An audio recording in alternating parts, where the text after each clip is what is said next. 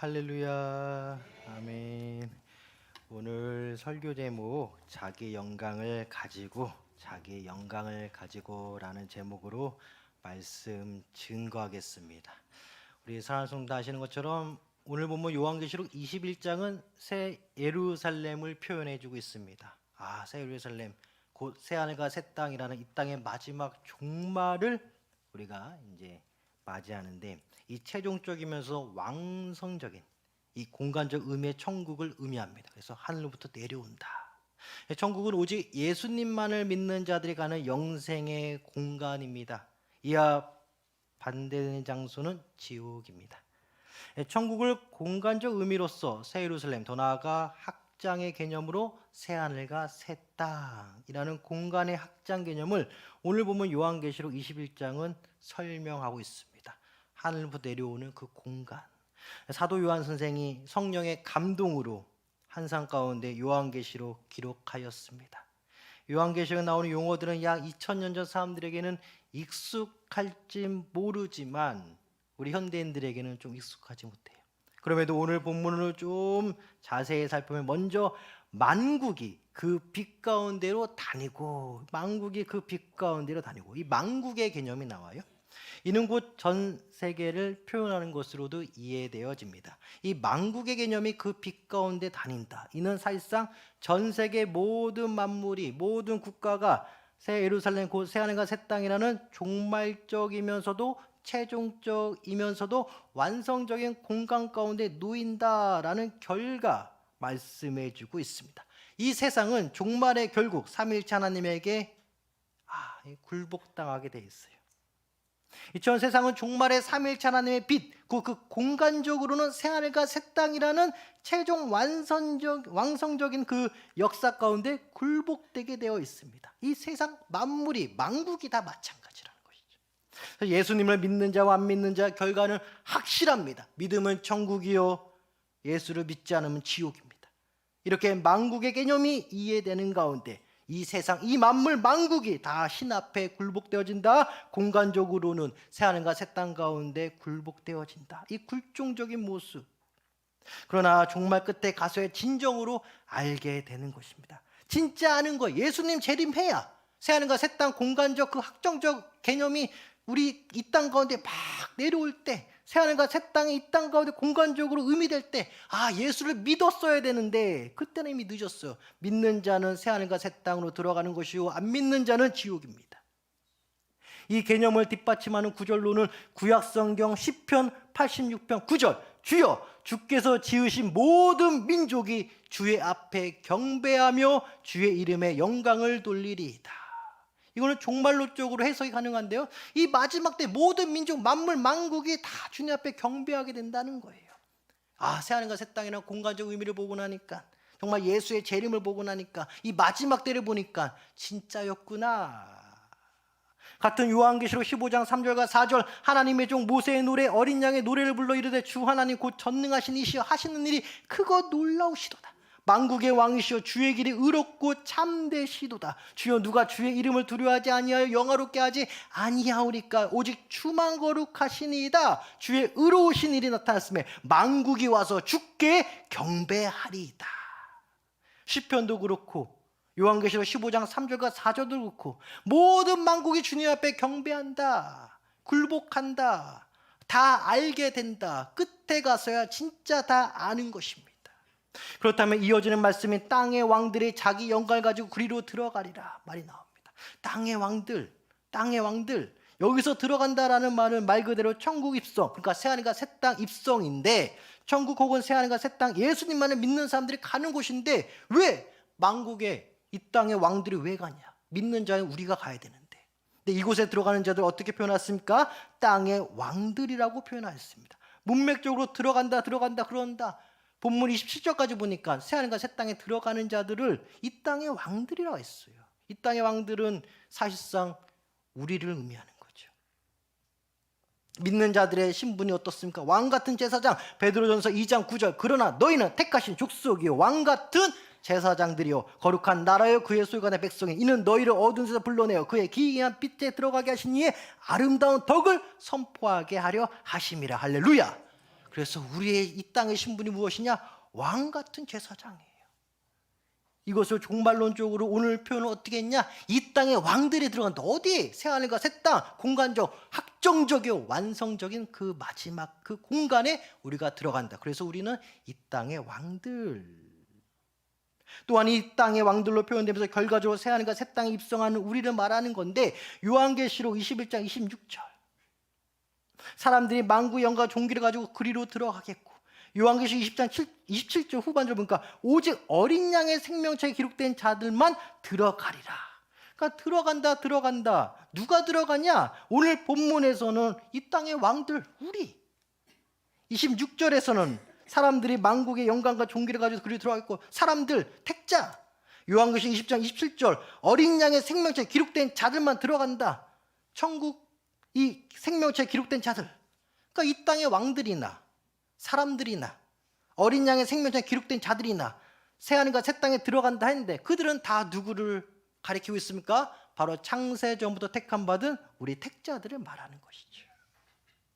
이를 보건대 문맥상 땅의 왕들은 분명히 이 땅에서의 택자요 왕 같은 제사장들이요 아름다운 덕을 선포하는 자들이 맞습니다. 그런데 왜 택자를, 왜 예배자를, 왜 복음을 전하는 자를 굳이 이 땅의 왕들이라고 표현하였을까? 기분 좋으라고? 기분 좋으라고? 왜 이 땅의 왕들이라고 표현했을까? 굳이 그냥 하나님의 백성이라고 하면 쉽게 하면 되잖아요. 근데 왜 이 땅의 왕들이라고 했을까? 이는 기록된 요한계시록 말씀 가운데 계시의 전짐성으로 이 땅의 왕들이라고 표현되는 자들이 아예 바뀌었어요. 오늘 보면 이 땅의 왕들은 분명히 우리 택자를 의미합니다. 그런데 오늘 본문 오기 전까지 요한계시록 안에서 기록된 이 땅의 왕들이라고 적힌 사람들은 하나님과 적대적이고 세상과 한 몸을 이루고 동시에 아직은 세상 가운데 지배를 받고 있는 억눌린 자들, 그 가운데 우리 택자도 있는 것입니다. 그러니까 오늘 본문이 오기 전까지 이 땅의 왕들이라면은 주로 하나님과 대적한 자들, 이 세상과 한 몸인 자들, 이 세상 지배 가운데 있는 억눌린 자들을 의미하면서 이 땅의 왕들 하면서 요한계시록에 몇 번 기록되는데, 오늘 본문에 와서 새하늘과 새 땅이라는 공간적 의미를 딱 터뜨리면서 이 땅의 왕들이 정확히 누구냐? 우리라는 거예요. 새하늘과 새 땅이 오기 전까지는, 종말이 오기 전까지는, 마지막 때는 아무도 모르니까 그 전까지 쓰여진 요한계시록 안에 이 땅의 왕들은 그냥 말 그대로 세상 권세자들, 하나님 모르는 자들, 세상과 한 몸인 자들, 그냥 세상 지배 가운데 무종교, 종교가 없지만 그냥 억눌려 그냥 힘들게 사는 사람들을 다 통칭한다 하더라도, 새하늘과 새 땅이라는 개념으로 적혀져 있는 요한계시록 21장부터 나와 있는 이 땅의 왕들은 누구냐? 그곳에 들어갈 우리들을 말하는 것이죠. 그러니까 요한계시록 가운데 이 땅의 왕들 20장까지, 요한계시록 1장부터 20장까지 쓰여진 이 땅의 왕들은 다 세상과 뭐 하나님과 대적자들, 그냥 세상 주권자들 앞에 힘들어서 이 세상을 힘들게 살아가는 그냥 말 그대로 일반 시민들을 의미한다면, 요한계시록 21장부터 나오는 이 땅의 왕들은 무엇이냐? 새하늘과 새 땅이라는 공간적 개념을 먼저 팍 터뜨리면서, 아, 이 땅의 왕들은 종국적으로 우리였구나. 요한계시록은 인내를 원합니다. 이 땅의 마지막 때에 우리 사랑하는 성도님들 인내하기를 원하면서 계속적으로 그 계시의 전진성 가운데 어디를 향해 가고 있냐? 천국, 저 하늘과 저 새하늘과 새 땅, 그 가운데 그 개념이 딱 나타나기 전까지는 이 땅의 왕들이 말 그대로 그냥 세상 사람들, 세상에 억눌린 사람들, 힘든 사람들, 하나님 모르는 사람들. 그러나 21장 와서는 새하늘과 새 땅이라 공간적 개념이 팍 터지면서 이 땅의 왕들이 누구냐? 아, 우리구나. 할렐루야. 요한계시록 안에서 요한계시록 6장 15절 땅의 임금들과 왕족들과 장군들과 부자들과 강한 자들과 모든 종과 자유인이 굴과 산들의 바위틈에 숨어, 이렇게 나와요. 그러니까 요한계시록 6장만 하더라도 땅의 임금들, 이 땅의 왕들을 하나님을 피하는 자. 자, 더불어 요한계시록 17장 2절 땅의 임금들, 이 땅의 왕들 그와 더불어 음행하였고 땅에 사는 자들도 그 음행에 포도주 취하였다. 요한계시록 17장 2절에 나오는 땅의 임금들, 이 땅의 왕들 역시 하나님과 좀 반대되는 사람들. 요한계시록 19장 19절 또 내가 보매 그 짐승과 땅의 임금들과 그들의 군대들이 모여 그 말탄 자들과 그의 군대와 더불어 전쟁을 일으키다. 그러니까 이 세상 가운데 전쟁에 휘말리는 사람들. 그러니까 21장 전까지 20장까지 쓰여진 요한계시록 안에 이 땅의 왕들, 이 땅의 임금들은 다 하나님과 대적하는 사람들이거나 하나님께 악하게 쓰임 받거나 하나님과 좀 거리가 먼 사람들. 근데 21장부터는 이 땅의 왕들이 우리가 되는 것이죠. 요한계시록 17장 18절 보면 또 내가 본 그 여자는 땅의 왕들을 다스리는 큰 성이라 하더라. 여기서는 세상 지배 가운데 이 지배를 당연시 여기는 부류를 의미하기도 하며 동시에 어쩔 수 없이 이 세상에 숙박되고 억눌린 자들을 의미합니다. 그 가운데 우리 택자들도 이 세상 가운데 억눌린 것도 있고 숙박당한 것도 있죠. 이렇듯 오늘 본문까지 오는 데 있어서 요한계시록 안에서 쓰인 땅의 왕들, 땅의 임금들 개념은 하나님을 대적하거나 세상 지배에 어쩔 수 없이 순응하거나 세상 속박에 억눌려 힘들어하는 세력들, 다 엉킨 이 세상 열방들의 현실을 그대로 반영하고 있지만 오늘 21장 와서 새하늘과 새 땅이라는 공간적 개념, 천국의 공간적 개념이 딱 나오니까 종말적인데 우리의 신분이 최종적으로 어떻게 신분이 바뀌냐? 이 땅의 왕들이라는 것이죠. 아무도 몰라요, 이 땅의 왕들이 우리라는 것을. 근데 마지막 가면은 우리가 진정한 이 땅의 왕들이었다는 것을 알게 된다는 것이죠. 먼저는 하나님이 알고 옛날부터 알았겠지만 그리고 우리도, 그리고 세상 적대자들도. 지금은 몰라요. 그러나 마지막 때 되면은 택자와 불택자는 갈라집니다. 바로 택자여 왕 같은 제사장이요 복음을 전하는 자요 오늘 본문 밑으로 어린 양의 생명책에 기록된 자들이라고 불리는 무리들이 마지막 때는 이 땅의 왕들 곧 우리들입니다.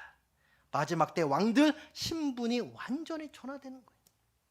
이렇게 이 땅의 왕들이라고 신분이 아주 우리에게 이제 확정적인데 우리 택자들 향하여 오늘 본문을 보면 자기 영광을 가지고 그리로 들어가리라. 우리가 택함 받아서 새하늘과 새 땅 천국에 가는 거는 당연하죠. 근데 자기 영광이라고 해요. 자기 영광. 왜 자기 영광? 우리가 은혜 받은 것도 감사요, 구원 받은 것도 감사요, 다 감사한데 나에게 영광이 있나? 택자들이 자신의 영광을 가지고 새하늘과 새 땅에 들어간다? 자기의 영광, 택자의 영광, 우리의 영광, 나의 영광? 도대체 자신의 영광이 무엇인가? 오직 영광은 십자가의 영광뿐일 테 말이죠. 택자 자신 영광. 사랑하는 성도 여러분, 택자 자신의 영광이라는 개념을 생각해 보는데 다음 구절과 함께 생각해 보면 어떨까 생각되어집니다. 예스겔 14장 14절 비록 노아, 다니엘, 욥 이 세 사람이 거기에 있을지라도 그들은 자기의 공의로 자기의 생명만 건지니라. 나 주 여호와의 말이니라. 오늘 택자의 영광, 자기의 영광이라 했는데 예스겔서 14장 14절은 노아, 다니엘, 욥이라는 세 사람의 자기 공이라는 개념을 먼저 보여주었어요. 에스겔 14장 20절 보니까 비록 노아, 다니엘, 욥이 거기에 있을지라도 나의 삶을 두고 맹세하노니 그들의 자녀는 건지지 못하고 자기의 공의로 자기의 생명만 건지로라. 주 여호와의 말씀이니라. 그래서 에스겔서 14장 14절과 20절을 보면은 노아, 다니엘, 욥 세 명을 꼽으면서 자기 공이라는 개념을 먼저 보여주었고 오늘 본문에 와서는 자기의 영광, 곧 택자의 영광이라는 개념도 함께 보여주었습니다. 택자 자신의 영광은 구약 예스겔적 관점에서는 자기 공의일 것이라 보여요. 이 자기 공의 혹은 택자의 영광, 우리 영광, 자기의 영광은 주님을 향한 믿음의 삶, 그 인생 자체를 평가받는 측면이 강합니다. 왜? 마지막 때 우리는 다 평가를 받으니까. 평가를 받으니까. 우리는 택자든 불택자든 평가를 받습니다. 불택자는 바로 그냥 하이패스 타고 그냥 바로 지옥인데 택자들은 다 우리도. 그래서 이 인생의 삶 평가받는 측면에서 자기 공의, 우리의 영광, 자기 영광, 택자의 영광 이렇게 표현을 좀 인간적인 편에서 좀 표현을 좀 이렇게 했습니다. 자, 그렇다면 우리가 나중에 가는 건 확실한데 새하늘과 새 땅이라는 천국에 가는 건 확실한데 아직은 이 땅이 우리가 왕들인지도 몰라. 우리는 너무 힘들어요. 그런 가운데 우리는 우리가 왕들이라고 인정받는 그 마지막 때까지 우리의 구원을 다 이루어서 천국 가는 그날까지 우리는 이 땅에서 어떻게 살아야 할까? 이것을 노아, 다니엘, 욥을 통해서 한번 세 가지 설명하고 오늘 설교 마치겠습니다. 이 세상 가운데 우리 삶과 직장 혹은 세상 일을 대하는 태도도 적용된다고 봐요. 그래서 우리가 마지막까지 택함 받은 자로서 나중에는 우리가 왕들이라고 세상으로부터 인정받는데 나중에도 천국에 갈 우리들인데 아직은 우리가 이 땅에서 힘듭니다. 힘들어도 이 땅에서 어떻게 믿음을 가지고 왕같이 살아야 되는지, 성경적으로 말하는 나의 구원을 어떻게 이루어 나가는지 우리 직장과 사업과 일터 가운데 한번 적용해서 이 세 명을 통하여서 한번 살펴보겠습니다. 첫째, 노아예요. 노아는 복음서를 포함한 신약 성경에서 8번 정도 언급이 돼요. 대부분 마지막 때를 설명하는 가정 가운데 노아 혹은 노아의 방주가 기록되어 있습니다. 노아는 사실상 오늘날의 기술자 혹은 건축자의 표상이기도 합니다. 한 가지 목표, 즉 저 산 위 방주를 끝까지 짓고 완수한 자예요. 그런 면에서 오늘날의 직업상 기술자 혹은 건축자로 표상되어지기도 합니다. 노아가 말이죠. 주변에서 뭐라 그러든 말든 자신의 길, 주님의 명령을 따라 그대로 그 목적을 달려갔던 기술자여 건축자인 노아였습니다. 이러한 노아에게 임한 성령의 은혜가 무엇일까? 방주 완성, 곧 임무 수행을 끝까지 마친 업적. 이 말도 맞죠. 끝까지 그 일을 해놨다라는 것도 맞는 거예요. 그렇죠? 그러나 또 한편으로는 노아에게 임한 성령의 은혜는 주님의 명령을 먼저 수행하고 완성하니 가족들을 살리셨다는 은혜일 거예요. 곧 주님의 명령인 방주를 다 지었습니다. 주변 사람한테 별의별 소리 다 들었어요. 근데 방주 지었어요. 그 시대의 마지막을 위해서. 그 시대의 마지막은 홍수였으니까. 그리고 주님의 말씀이 임하기를 창세기 6장 21절 너는 먹을 모든 양식을 내게로 가져다가 저축하라. 이것이 너와 그들의 먹을 것이 되리라. 면서 방주 다 짓고 방주 안에 뭐 가지고 들어갈까? 하나님께서 너 가족들과 함께 먹을 거 다 챙겨가. 주의 명령에 따라 방주를 다 짓고 나니 그때 하나님께서 노아의 가족들의 의식주를 전적으로 책임져 주시는 거예요. 노아는 오래 살았습니다. 먼저 순종하는 주님의 은혜가 나와 내 가족에 이른다라는 것이죠. 이러한 성령의 은혜를 입은 노아를 일컬어 에스겔에서는 노아의 공의요, 요한계시록에서는 자기 영광이라고 표현해 주었어요. 죄송하지만 노아는 복음 전한 적이 없어요. 방주만 지었어요. 주변 사람들이 이상한 소리 다 들려도 방주만 지었어요. 노아가 뭐 역동적으로 복음을 전하고 그런 거 없어요. 그냥 하나님이 하라는 거 했고 그 다음에 자기 가족들이 의식주가 다 해결이 됐어요.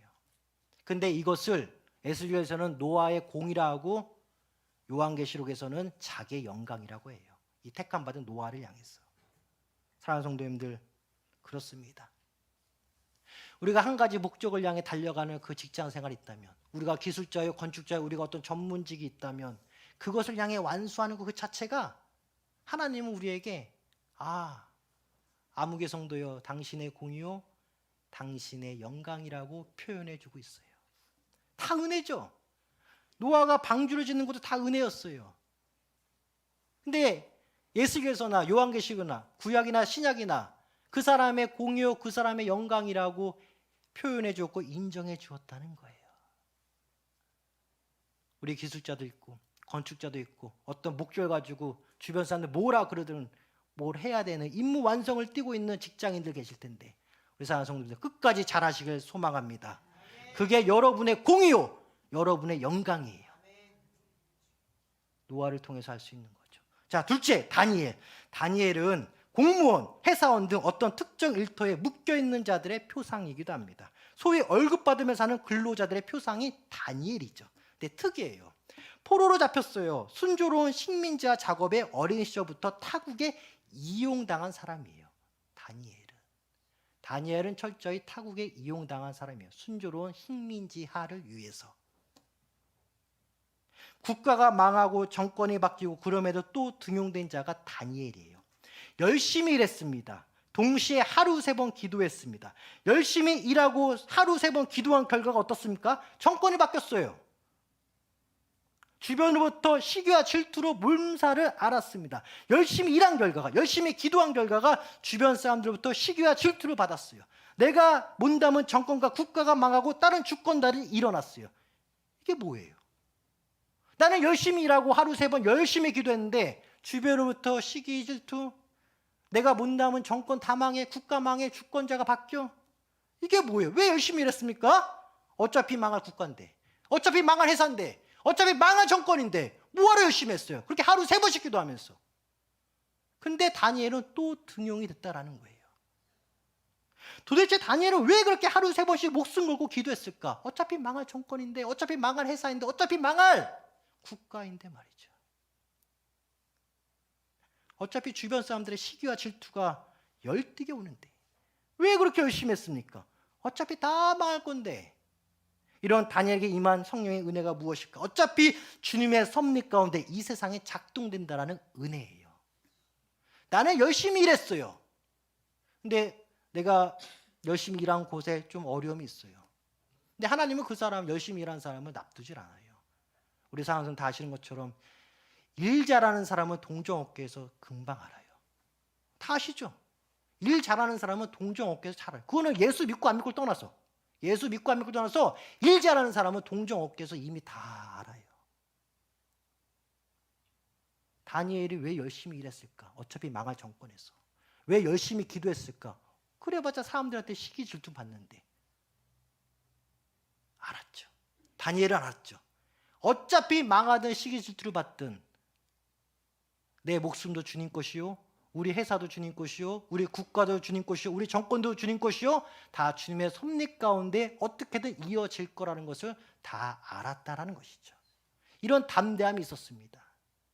그러니까 이 다니엘에게 어떤 역사가 일어나요? 그렇죠. 마지막 때 그 예언의 말씀이 다니엘에게 임하잖아요. 이 세상 주권자 바뀔 수 있습니다. 국가의 흥망성쇠, 기업의 흥망성쇠, 일터의 흥망성쇠 등 이 땅에 일어나는 일들은 얼마나 변화무쌍하지. 바뀌고 또 바뀌고 또 바뀌고 또 바뀌어요. 이 모든 것들을 움직이는 보이지 않는 손이 어딨냐? 바로 삼위일체 하나님의 손이라는 거예요. 그러니까 다니엘은 망할 회사에도, 망할 정권이라도, 망할 국가에도 열심히 일했던 거예요. 왜? 하나님 은혜 가운데 또 등용될 거 알기 때문에.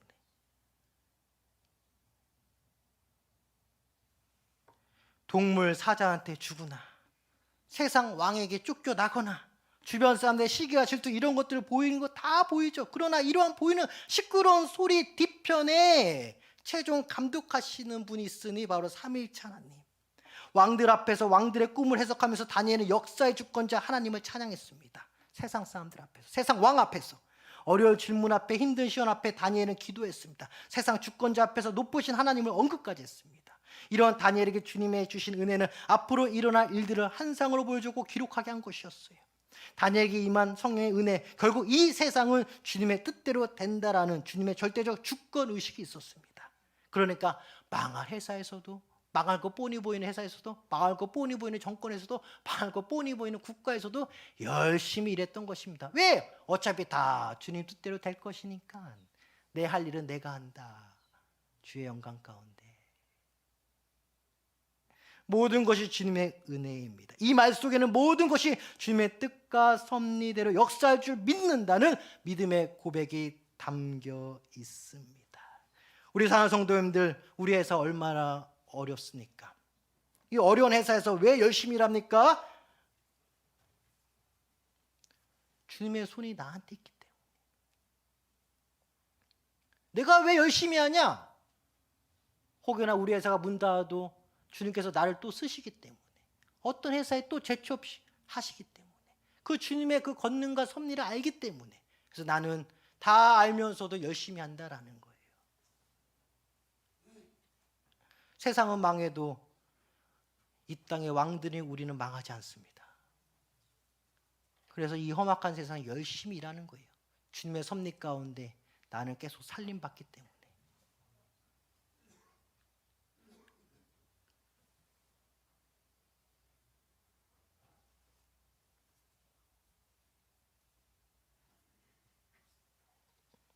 이런 주님의 은혜가 우리 사랑하는 성도들 가정과 사업장과 직장 가운데 가득하게 간절히 소망합니다. 네. 자, 셋째 욥이에요. 욥. 자, 욥은 경영자, CEO, 단체장들을 대표하는 표상이기도 해요.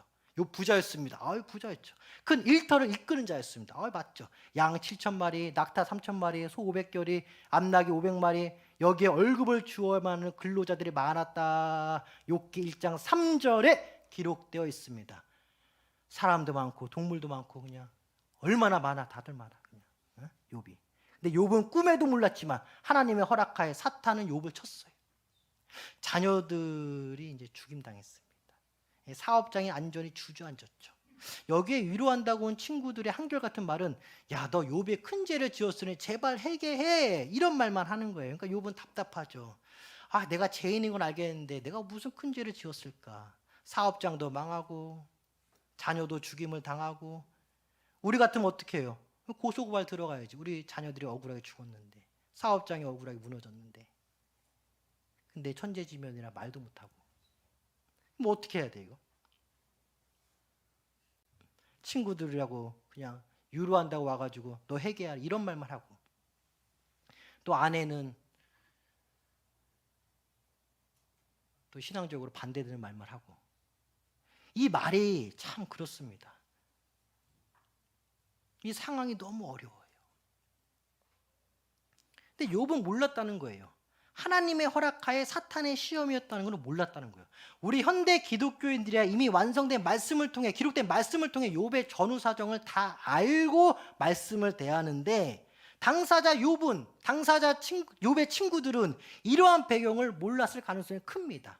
하나님의 허락하에 사탄의 시험이었다는 것을. 이렇게 모든 것이 내려앉은 상황에서 욥이 할 수 있는 행동은 처음에는 잘 되지 않았지만 자신이 지은 죄악이 있다면 회개가 나오게 해달라는 은혜를 구한 것과 동시에 그 크신 하나님을 인간이 다 이해할 수 없다는 신앙 고백이었습니다. 그러니까 욥이 다 무너지고 나니까 깨달은 거 두 개인데, 주님, 그럼에도 불구하고 회개할 수 있는 회개의 영을 저에게 주시옵소서. 동시에 저는 주님을 다 이해할 수 없습니다 라는 신앙 고백이 이 CEO 욥에게 임한 거예요. 다 무너지고 나니까. 두 가지를 깨달은 거죠. 끝까지 회개해야 된다. 아, 우리 인간이 하나님을 다 알 수 없구나. 물론 우리는 기록된 말씀 가운데 전후사를 다 알고 있는 현대 기독교인들인데, 이 당시 욥의 입장에서는 이 신앙 고백을 욥은 이렇게 표현했네요. 욥기 42장 2절, 주께서는 못하실 일이 없어하며 무슨 계획이든지 못 이루실 것이 없는 줄 아오니 주님은 다 하실 수 있습니다. 나의 고통과 고난도, 나를 다시 일으키는 것도, 나를 다시 회복시키는 것도 주님이 다 하실 수 있습니다. 욥기 42장 4절 5절, 내가 주께 대하여 귀로 듣기만 하였사오나 귀로 듣기만 하였사오나 이제는 눈으로 주를 배움나이다. 그러면 내가 스스로 거두어드리고 티끌과 재 가운데에서 회개하나이다. 주님은 다 할 수 있습니다. 다 할 수 있습니다. 인간의 머리로는 주님을 다 이해할 수 없습니다. 주님, 저에게 회개의 영을 부어 주시옵소서. 이게 무너진 CEO 욥에게 마지막에 임한 신앙 고백 은혜라는 거예요.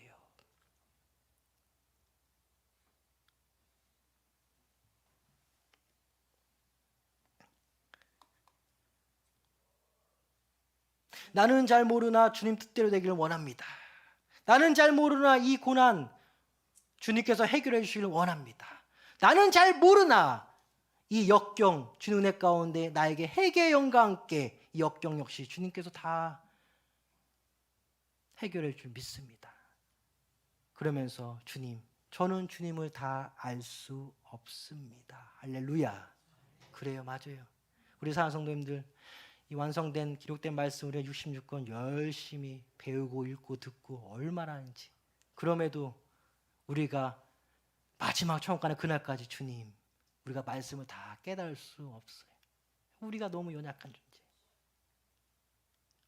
예수님께서도 본인의 십자가 사역을 이미 알고 계셨지만 홀로 기도하시면서 마태복음 20장 40절 다시 두 번째 나아가 기도하여 이르시되, 내 아버지여, 만일 내가 마시지 않고는 이 잔이 내게 지나갈 수 없거든 아버지의 원대로 되길 원하나이다. 아버지의 원대로 되길 원합니다. 크든 작든 업체를 경영하다 보면 CEO로서 겪을 수 있는 일이 뻔히 예상되지만 막상 그 일이 나에게 지금 다가왔을 때 누구나 당황하기 마련이죠. 예상은 돼요. 사업체 크고 작은 거 운영하면서 고소고발 들어올 수 있어요. 예상은 돼요. 근데 막상 내가 그 일을 겪다 보면 사람이 당황하게 되죠. 변호사 선임해야 되고.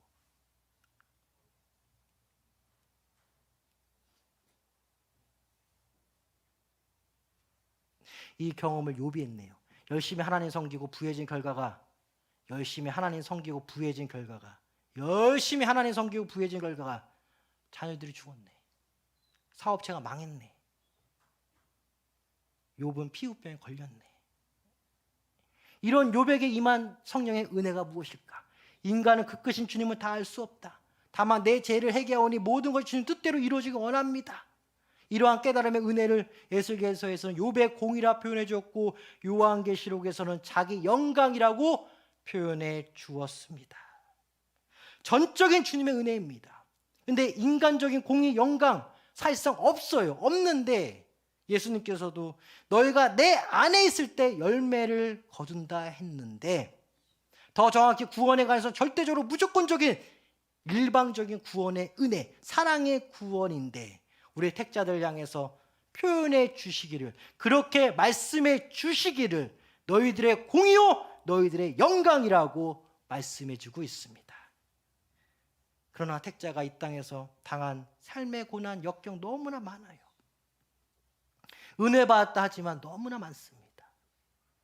그럼에도 불구하고 우리가 깨달아 알고 실천해야 될 것은 종말적인 우리 삶 가운데 이 세상 마지막 때 그 새하늘과 새 땅 가운데 그 공간적인 확정적 천국 가운데 우리는 왕들의 신분을 가지고 그곳에 간다. 그냥 가는 것이 아니라 우리가 하나님 앞에 심판받는 것인데 그 심판의 내용이 어떤 심판이냐? 너희 공의와 너희의 수고와 너희의 영광으로 우리는 심판을 받는다. 곧 너희의 열매로 너희를 평가할지어다. 할렐루야. 그래서 우리 사랑하는 성도님들, 열심히 일하는 게 우리의 공의요 우리의 영광이요 우리의 열매인 거예요.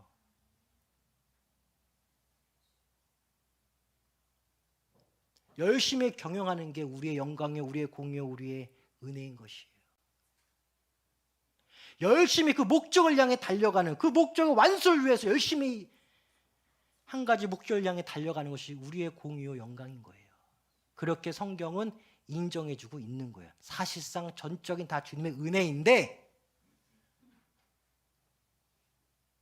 이렇게라도 우리 택자들을 유로해 주신다라는 거예요. 너희들의 수고와 공의와 영광이다. 다 전적인 주님의 은혜인데 우리가 헷갈려서 안 되는 게 우리의 구원은 전적으로 하나님의 일방적인 은혜입니다. 내가 구원받기 싫다고 해도 하나님께서 나를 구원해 주신다면 구원해 주시는 거예요. 그러나 불택자는 그대로 지옥에 가는 거예요. 택자는 나의 구원을 끊을 수도 없고 잡을 수도 없고 어떻게 내가 할 수 없는, 무조건 전적인 하나님 은혜 가운데 우리는 구원받은 거예요. 그런 가운데 구원받은 가운데 이 땅에서 힘듭니다. 너무 힘들어요. 왜 구원받은 삶이 왜 이렇게 힘들까? 그렇게 기도를 열심히 하고 이렇게 열심히 일하는데 뭐가 이렇게 힘들까? 근데 하나님께서 인정해주고 유로해주는 거는 너희의 공의, 너희의 영광이라 하면서 마지막 때 너희들이 들고 올 것은 무엇이냐? 너희들이 이 땅에서 열심히 일한 결과라는 거예요. 단순히 복음 전하는 건 감사하죠. 열심히 뭐 한 것도 감사하죠. 근데 공의의 관점에서, 영광의 관점에서 하나님께서 무엇을 인정해 주시냐? 뻔히 보이는 망할 회사에서도 열심히 일하는 거. 그걸 나의 공의와 나의 영광으로, 나의 수고로 인정해 준다는 거예요. 그 마지막 때, 나를 평가할 때. 주변 사람들이 뭐라 하든 그 마지막 건축, 마지막 그 목표, 그것을 향해 열심히 달려. 처자식들 다 버렸어요, 노아는. 그거 방주짓느라고. 근데 하나님께서 하라고 하니까 의식주가 다 해결됐어요, 그 가족 가운데. 우리 역시 어떤 목표가 있어서 끝까지 달려가면 주님께서 다 우리 가족들 의식주를 해결할 줄 믿습니다. 경영하다 보면, 크든 작든 경영하다 보면 외부의 공적이 있어요. 근데 욥은 고백했어요. 주님, 내가 더 회개할 수 있는 영을 달라고 고백했고, 저는 주님 몰라요. 다만 주님 뜻대로 다 해주시옵소서. 우리 사업체 좀 어렵더라도 주님 은혜 가운데 주님께 다 맡기고, 또 하나 나에게 회개의 영을 달라고. 우리 사랑하는 성도님들, 이런 은혜 충만하게 간절히 소망합니다. 욥, 다니엘, 노아, 욥, 다니엘.